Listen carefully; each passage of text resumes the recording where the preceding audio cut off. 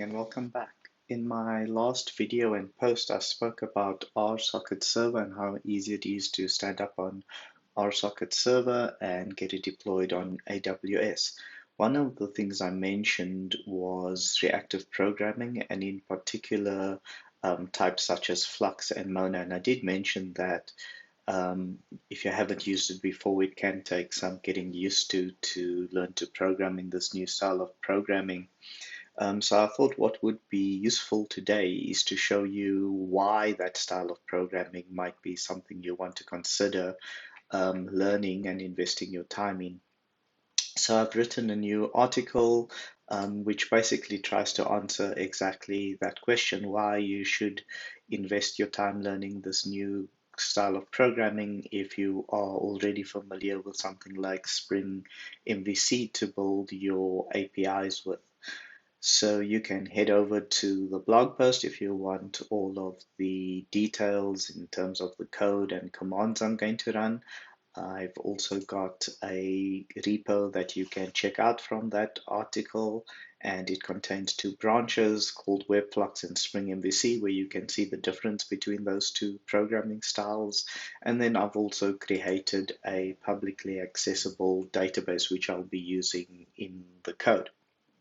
So let's get started by heading over to our IDE, and I'm going to just start off by comparing those two branches so that we can see the difference between programming a Spring MVC style and a WebFlux style of API. So here we can see the files that have been changed between those two branches. I am currently on my WebFlux branch.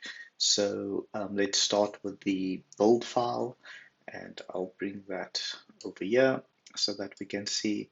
And you can see if you start off on Spring Initializer as you normally do, then selecting the dependencies is usually straightforward. If you're using Spring MVC, what you'll generally do for persistence is you'll include the Jpa plugin if you're using something like Kotlin. And then from a dependency point of view, the difference is that in MVC, you use something like Jpa. And for persistence on the WebFlux side, you'll use something like R2DBC. You'll also have to pull in the starter web for Spring MVC, and on the WebFlux side, you'll pull in the WebFlux starter, and you'll pull in the JDBC driver for Spring MVC, and on the WebFlux side, you'll pull in the R2DBC driver. It's important that if you do decide to embrace the reactive style of programming, that that you have to use it through the entire stack. So through all the layers of your application, they all have to be reactive, including the database layer. So that's all that you need to change from a build perspective. Let's have a look at the application.properties for the configuration changes. And really the only changes is how you have to configure the database. On the Spring MVC side, you'll use your normal JPA configuration using the spring.datasource and spring.jpa properties. And on the WebFlux side, you'll use the R2DBC driver configuration specifying many of the same properties but using a different namespace for the configuration property names. Okay, then let's start with the entities. As you can expect on the Spring MVC side, you'll usually use the Jpa annotations to configure your entities, and these should all be familiar. You'll specify, if you're using a sequence, the sequence generator, how you want those values to be generated, and you'll use all the normal Jpa annotations that go along with that. On the R2DBC side, the only annotation I've really used is the @ID to indicate that this is a primary key, and there's of course no JPA configuration specified in the annotations. The repository side is even simpler than the entity. If you're using Spring Data, you'll be familiar with the JPA repository class which will create all of the normal JPA methods for you, while Spring Data also comes with a reactive CRUD repository which will play exactly the same role, and so really the only difference is swapping out those two implementations between these two styles. At the service layer, there's a bit more to do, but not that much, honestly.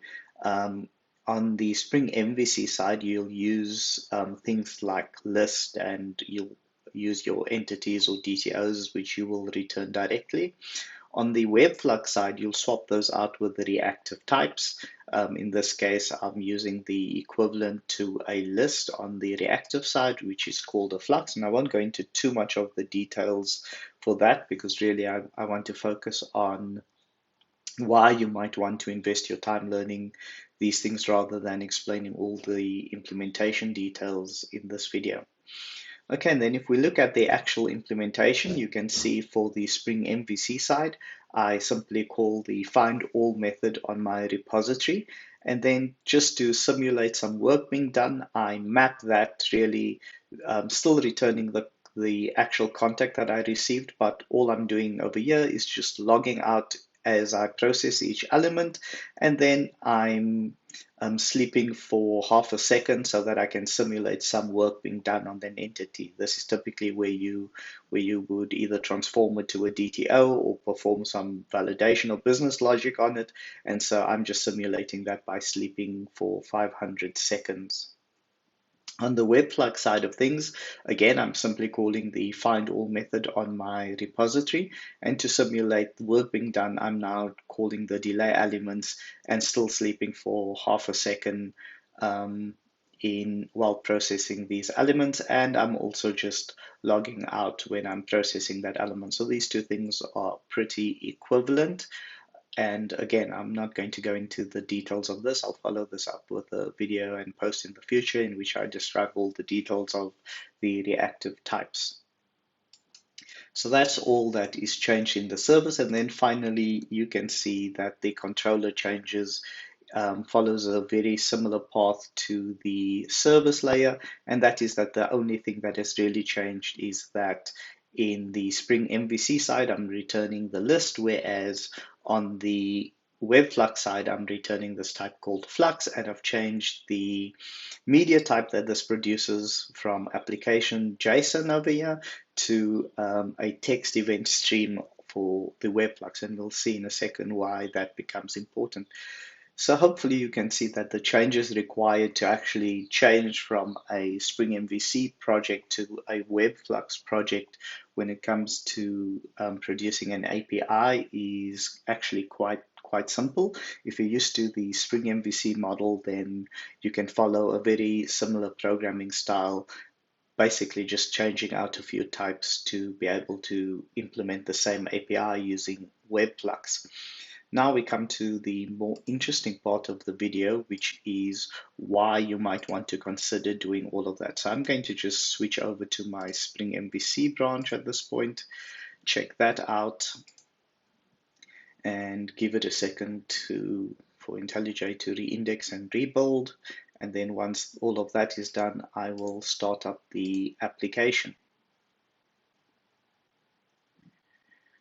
It'll take a few seconds to start up, and once it is started up, I will, because it's a REST endpoint, I should be able to simply hit that endpoint, and we should see some of the data coming through.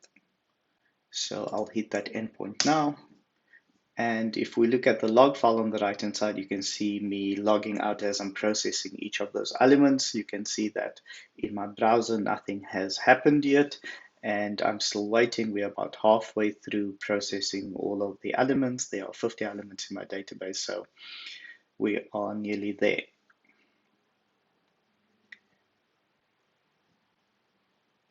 Okay, and finally, as you can expect, you can see that once I've processed all 50 elements, you'll notice that all those elements are now over here, and it took about 25 seconds or just over that for me to receive that response from my server. Another interesting aspect I'd like to show you is that if I hit this endpoint again, and we can see it's starting to count down as it's processing those elements.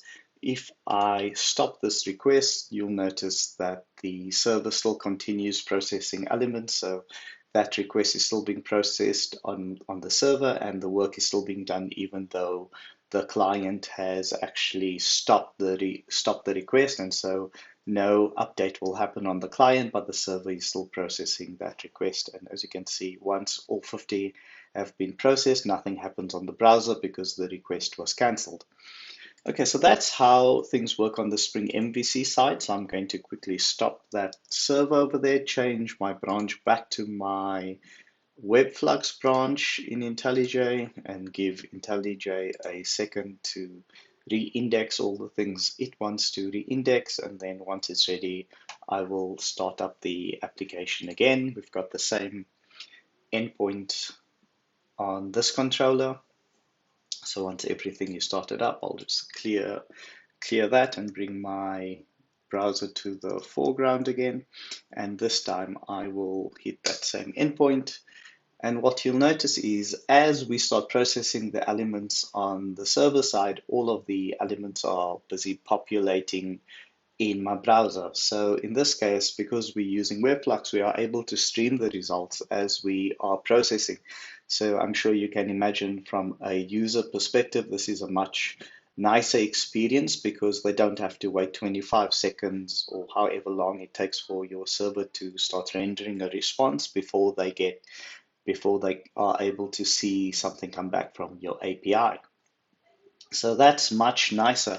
We'll also try the second thing now, which is to reheat that endpoint so that we start requesting more elements. And in this case, I'll again stop the request. And what you can notice in the server is that once the client request has been stopped, my server actually stops processing those elements. So none of the effort on my server is wasted to produce the elements that the client no longer requires. And of course, if I restart that, you'll notice we start over again, producing the elements that my client is immediately able to process.